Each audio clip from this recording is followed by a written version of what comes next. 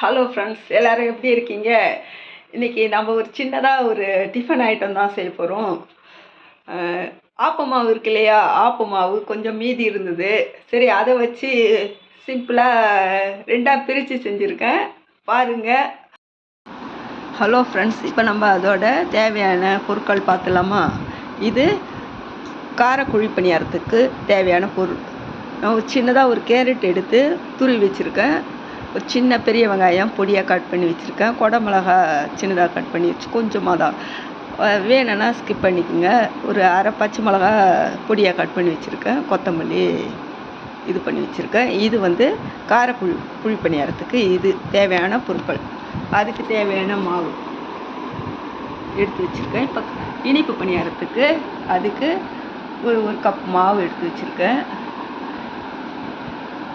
வெல்லத்தை வந்து கரைச்சி தண்ணியில் இது பண்ணி வடிகட்டி எடுத்து வச்சுருக்கேன்.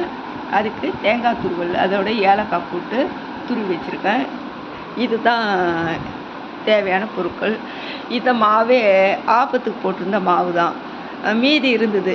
இது இப்போ திரும்ப ஆப்பம் செய்ய சந்திரம் கொஞ்சம் ஹார்டாகவே இருக்க மாதிரி இருக்கும். கொஞ்சம் மாவு தானே இருக்குது, அதனால் சரி குழந்தைங்களுக்கு ஸ்நாக்ஸ் மாதிரி செஞ்சு கொடுக்கலான்னு சொல்லிவிட்டு அந்த பொருட்களை கொண்டு தான் செஞ்சுருக்கேன். இப்போ இதை ரெண்டாக பிரித்து வச்சுருக்கேன்.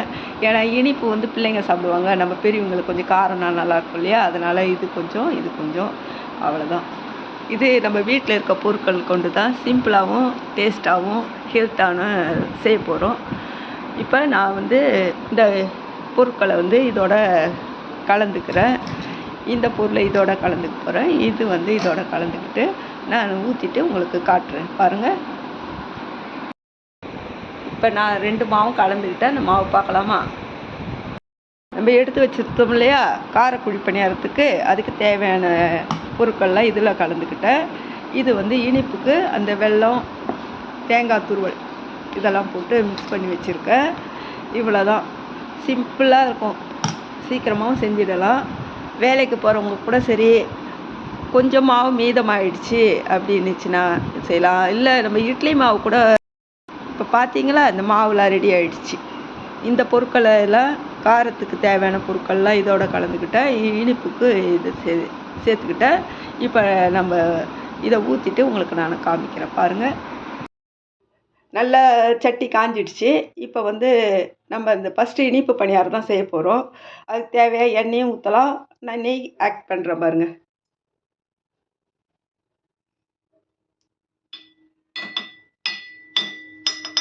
கட்டி ஆயிடுச்சு நெய், அதனால் உருகிறதுக்கு போட்டுருக்கேன், பாருங்கள். ஒரு அரை ஸ்பூன் தான் எண்ணெயும் சேர்த்துக்கலாம். நான் இப்போ நெய் ஊற்றிருக்கேன். கொஞ்சம் இனிப்பு பலகாரங்களுக்கு கொஞ்சம் நெய் கொஞ்சம் எடுத்து கொடுக்கும், இன்னும் நல்லா டேஸ்ட்டாகவும் இருக்கும். இப்போ நல்லா எண்ணெயும் இதுவாகிடுதா, இப்போ நம்ம அந்த இதில் ஊற்றுவோம், அரைச்சிருக்கோம்.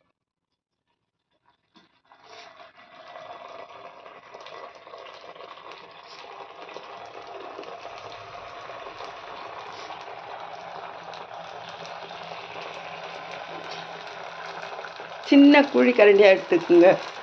ஏன்னா பெருசாக எடுத்துக்கிட்டோம்னா நிப்பாட்டி ஊற்ற வேண்டியிருக்கும். இது சின்ன சட்னி கரண்டி, அவ்வளோதான், பாருங்கள். ரொம்ப ஹையில் வைக்காமல் லோ ஃப்ளேமில் வச்சுக்கலாம். இப்போ நல்லா வேகட்டும்.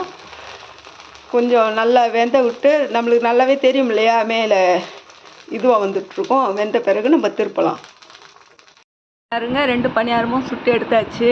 அது கார பணியாரம், இது இனிப்பு பணியாரம். அவ்வளோதான், மீதி அப்புறம் தான் ஊற்றணும். உங்களுக்கோசம் இப்போ காட்டுறதுக்கோசம் சுட்டு வச்சுட்டேன்.